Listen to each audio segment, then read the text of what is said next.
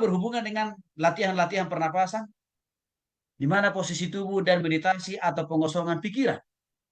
Disebut ini dengan istilah lain kundalini, yaitu roh yang digambarkan sebagai roh naga yang bersembunyi dalam tulang belakang. Saya kira gambarnya ada saya munculkan di slide. Tujuan pengaturan tubuh dan pernapasan ini adalah memperbaiki kesehatan. Selanjutnya tingkatan yoga yang lebih tinggi adalah meditasi, pengosongan pikiran, hati, pengosongan hati dan pikiran. Ini berbahaya loh Bapak Ibu. Kalau kita mengosongkan hati dan pikiran kita, berarti ada hal yang akan dimasukkan ke dalam hati, jiwa, dan pikiran kita. Apa itu? Bisa masuk di sana kuasa kegelapan alias iblis, Bapak.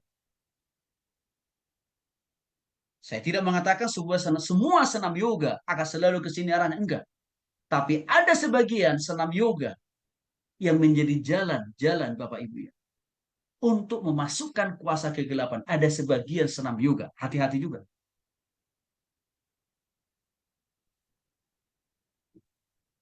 Nah, memasukkan roh alam semesta termasuk kuasa kegelapan di dalam roh, jiwa dan tubuh seseorang yang sudah dikosongkan. Ini pernah dilakukan oleh Allah pada Kejadian pasal 2 ayat 7 waktu dia menghembuskan napas hidup manusia, napas hidup kepada manusia yang pertama Adam kan Bapak Ibu. Tapi jangan lupa itu konteksnya pada waktu Adam belum dikasih napas kehidupan, belum dikasih roh kehidupan, belum kan? Maka itu dipakai oleh Tuhan jalan. Tapi waktu kita sudah dikasih kehidupan seperti hari ini, artinya roh kehidupan kita sudah diisi oleh Tuhan. Apalagi waktu kita sudah sungguh-sungguh bertobat loh Bapak Ibu terima Yesus. Roh Kudus kan sudah ada di hati kita. Ya harusnya tidak boleh lagi ada pengosongan di dalam hati, jiwa, dan pikiran. Nggak boleh. Bapak Ibu masih ingat kasus di dalam Matius. Ada orang yang kerasukan setan. Lalu orang yang kerasukan setan ini diusir setannya dari dalam jiwa orang itu. Oke? Nah, tapi waktu setan yang ada di dalam jiwa orang itu diusir, maka jiwa orang ini kosong. Tidak langsung diisi oleh Injil Kristus kan? Tidak langsung diisi oleh kehadiran Roh Kudus kan? Apa yang terjadi? Roh-roh setan yang diusir tadi, dia membawa ketua RT-nya, ketua RW-nya, dan juga tetangga kiri kanan yang notabene sama-sama setan. Masuk ke dalam jiwa orang yang kerasukan tadi. Maksud saya di sini adalah, kita tidak boleh hanya sekedar menengking-nengking. Kita tidak boleh hanya stop mengusir-ngusir orang yang kerasukan setan supaya dia tidak dikuasai oleh setan. Nggak cukup hanya itu pekerjaan kita.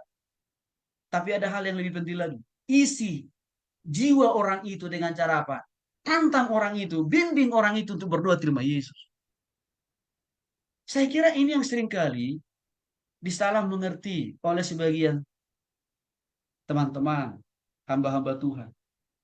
Hanya semangat mengusir. Ayo, yang mau diusir dari kuasa kegelapan, maju ke depan, angkat tangan, oke. Tapi tidak pernah diisi oleh Roh Kudus lagi hati mereka. Sehingga apa yang terjadi?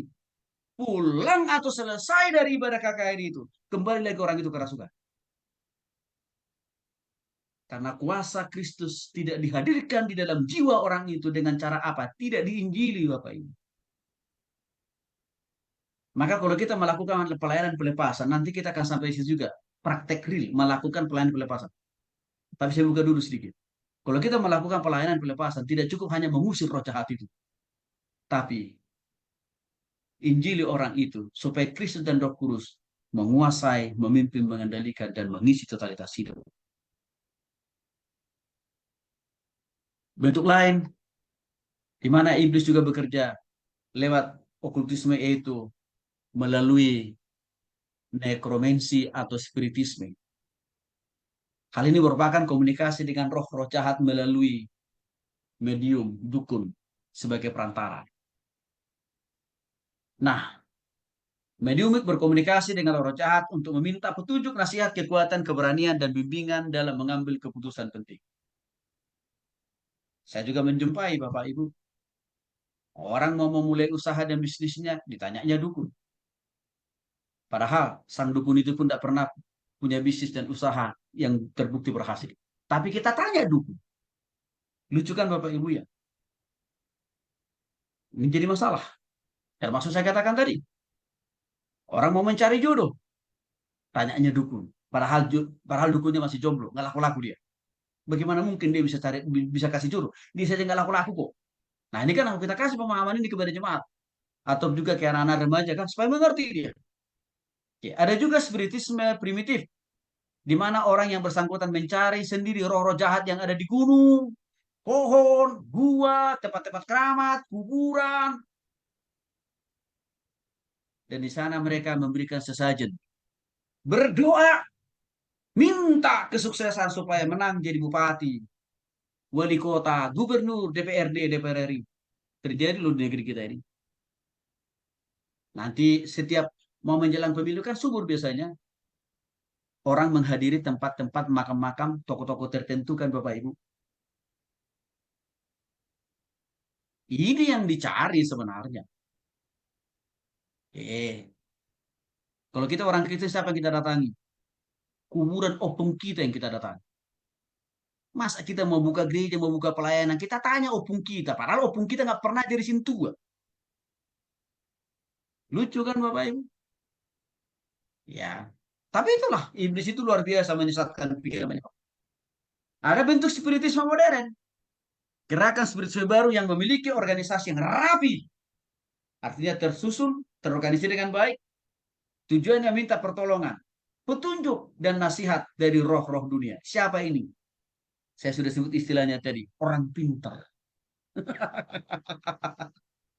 Atau dalam bahasanya apa? Paranormal. Atau istilah lainnya, orang yang memiliki indera keenam.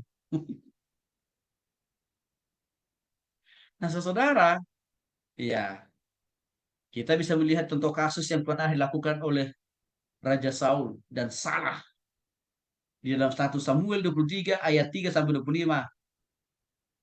Tuhan marah terhadap perbuatan Saul. Seringkali ayat ini, peristiwa ini juga dipakai ini. Ya, boleh kok mengundang roh orang yang sudah meninggal. Dipahami dulu ayat itu, dibaca baik-baik.